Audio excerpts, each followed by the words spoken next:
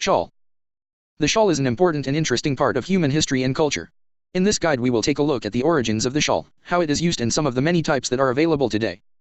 View our cashmere and silk shawls or our pure cashmere shawls. The origins of the shawl. Contents. The origins of the shawl. History and etymology for shawl. Definition of shawl.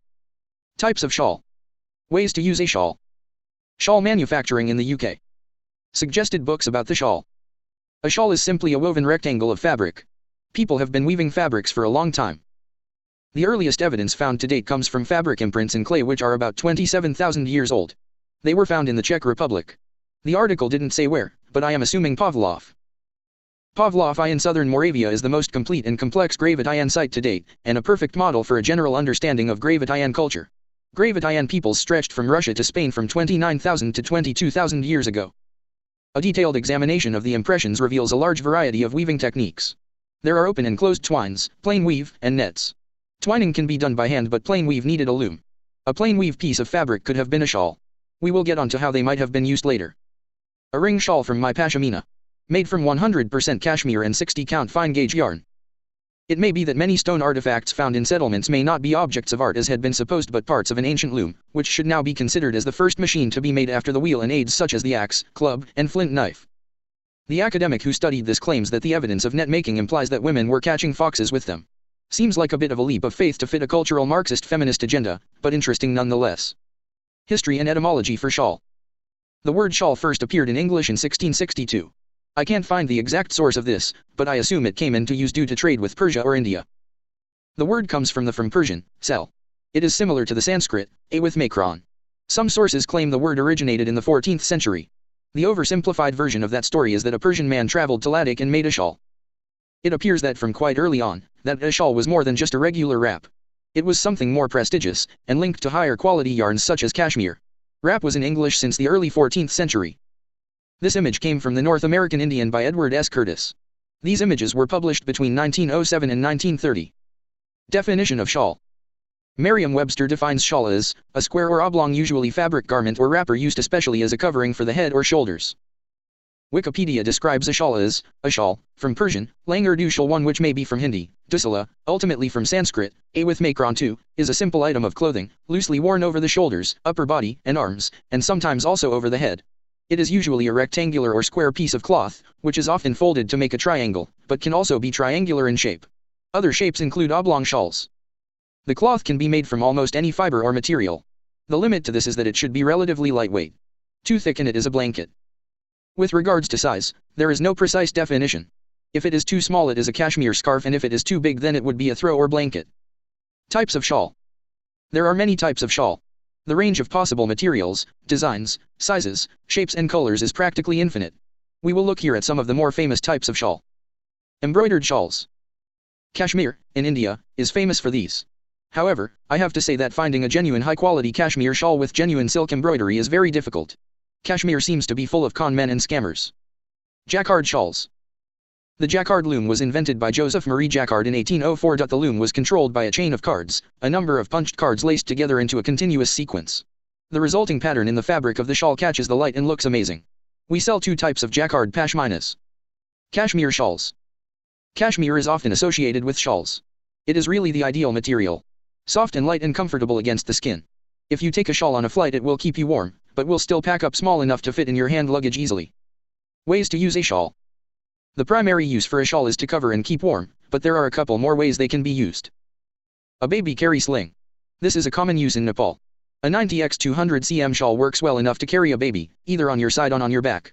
In my experience, it is not as comfortable as the long baby carrying slings, but it works fine for short periods of time. I wouldn't do this with a pure cashmere one, but have done it with a shawl that is 70% cashmere and 30% silk. A baby hammock. A hammock is a great place for a baby. It keeps the baby clear of the ground and away from ants. Babies like the rocking motion and find it soothing. A shawl can quickly be turned into a hammock with some bits of rope tied at the ends. You can hang it under a table. I have done this too. Slightly smiling face. As a bag. If it works to carry a baby, think what else you could carry. The advantage is that you can lay it flat, fill it with stuff, then fold it up to close it. I have also done this. I suppose in 17 years of carrying shawls around, occasionally they have to be put to work in the less luxurious ways. This portrait of Jacquard was woven in silk on a Jacquard loom and required 24,000 punched cards to create, 1,839. It was only produced to order. Charles Babbage owned one of these portraits. It inspired him in using perforated cards in his analytical engine. It is in the collection of the Science Museum in London, England. Shawl manufacturing in the UK. John Kay invented the flying shuttle in 1733. The flying shuttle used in Nepal today to weave a pashmina shawl looks identical to the one John Kay invented all those years ago. John Kay was born in 1704 in Lancashire. He apprenticed with a hand loom reed maker, but is said to have returned home within a month claiming to have mastered the business. He designed a metal substitute for the natural reed that proved popular enough for him to sell throughout England. He continued to design improvements to textile machinery. In 1730 he patented a cording and twisting machine for worsted. In 1733, he received a patent for his most revolutionary device, a wheeled shuttle for the hand loom.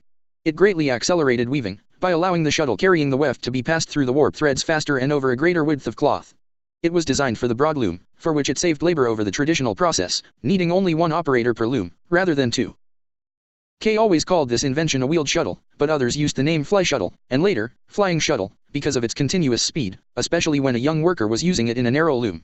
The shuttle was described as traveling at a speed which cannot be imagined, so great that the shuttle can only be seen like a tiny cloud which disappears the same instant.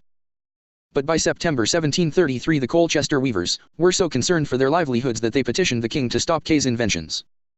The flying shuttle was to create a particular imbalance by doubling weaving productivity without changing the rate at which thread could be spun, disrupting spinners and weavers alike. A weaver could now make a shawl quicker than a spinner could spin the thread for it. Also, fly shuttle use was becoming widespread in weaving, increasing cotton yarn demand and its price, and Kay was blamed. Suggested books about the shawl. Alfrey, Penelope. The Social Background to the Shawl. In the Norwich Shawl. Edited by Pamela Claiborne. London, HMSO, 1995. Claiborne, Pamela, ed. The Norwich Shawl. London, HMSO, 1995. Journal de la Mode et du Gout. Number 11, June 5, 1791-3. Lockery, Maureen. The Paisley Shawl Industry. In Scottish Textile History. Edited by John Butt and Kenneth Pontaing. Aberdeen, Scotland, Aberdeen University Press, 1987. Mackrell, Alice. Shawls, Stoles and Scarves.